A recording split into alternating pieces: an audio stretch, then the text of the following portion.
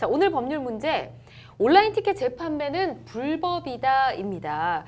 요즘 엄청난 인기를 얻고 있는 해외 영화가 있죠. 정가 23,000원 정도 하는 아이맥스 영화 티켓이 11만 원 정도에 중고 거래가 되고 있다고 하고요.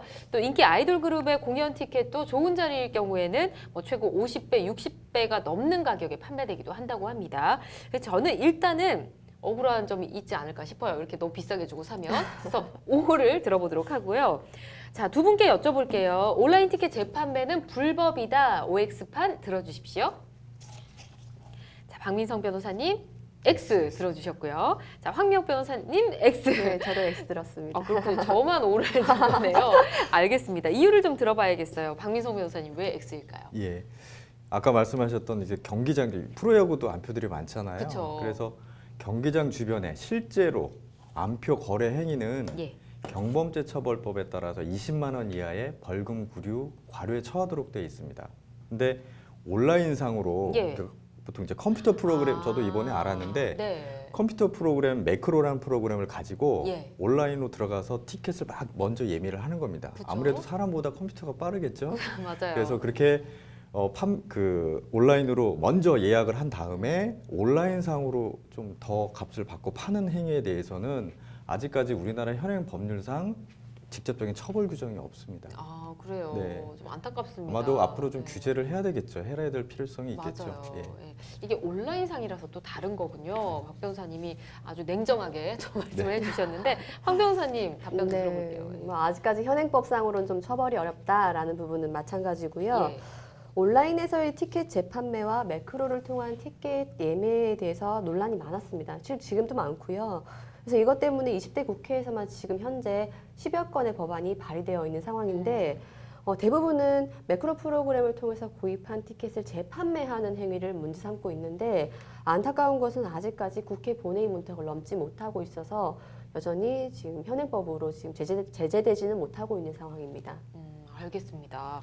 자, 리셀러가 많아지면서 이 티켓 사기도 늘고 있다는 얘기를 들었거든요. 박 변호사님 어느 정도일까요? 네. 실제로 그 아이돌 공연, 예. 국내 공연에 그다음에 뭐 경기장, 특히 아마 아이돌 공연에서 여학생분들이 많이 하기 위해서 하는데 주변에도 온라인으로 그 예매를 할 때 네. 밤을 새는 경우를 본 적이 있어요. 그렇죠. 몇 박 며칠부터 네. 샌다고 하더라고요. 그러다 보니까 이제 온라인상으로 이제 판매한다는 게 올라오면 예. 급한 마음에 그 상대방에 대한 어떤 사기 전력이라든지 아니면 개인 인적사항이라든지 이게 실제로 판매 돈을 주면 올 수 있는 거라든지 이런 부분을 전체로 확인하지 않고 네. 샀다가 이 온라인을 이 사람이 또 다른 사람한테 또 동일한 거를 계속 파는 거죠. 사기입니다. 그럼 여러 명한테 지금 같은 걸 파는 거네요. 그런 경우에 있어서는 예. 실제로 사기일 수가 있는데 이 부분을 가지고 그러니까 온라인상으로만 하게 되면 그 IP를 가지고 고소할 수 있지만 그 IP가 확인이 되는 경우도 있고 네. 확인이 되지 않는 경우도 있어요. 그래서 실제로 그런 사기 피해를 당한 상황에서도 고소를 하더라도 상대방을 처벌받지 못하거나 아니면 돈을 돌려 못 받는 경우도 있기 때문에 상당히 좀 주의를 하셔야 됩니다. 알겠습니다.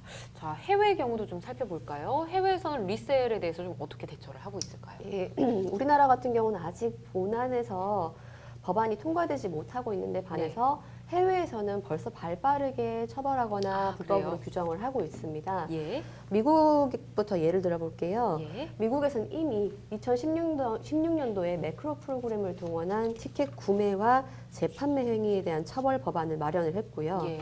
영국은 프리미어리그 축구팀과 협약을 맺은 업체가 아닌 다른 리셀 사이트에서 티켓을 재구매하는 경우는 불법이다라고 규정을 하고 있습니다. 네.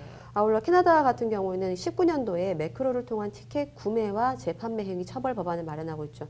현재 우리나라 법안 같은 경우에는 오직 그 거래해서 재판매하는 행위만 처벌하는 데 반해서 네. 해외 같은 경우 구매 자체를 처벌하는 게 좀 특이하고요. 네덜란드는 허용은 하되 네. 리셀할 때 정가의 120%를 넘지 않도록 가격 상한제를 도입하고 있는 상황입니다. 그렇군요. 뭐 다양하게 나라별로 이렇게 법이 또 마련이 돼 있었네요. 우리나라도 빨리 좀 방안이 좀 나왔으면 좋겠다는 생각을 합니다.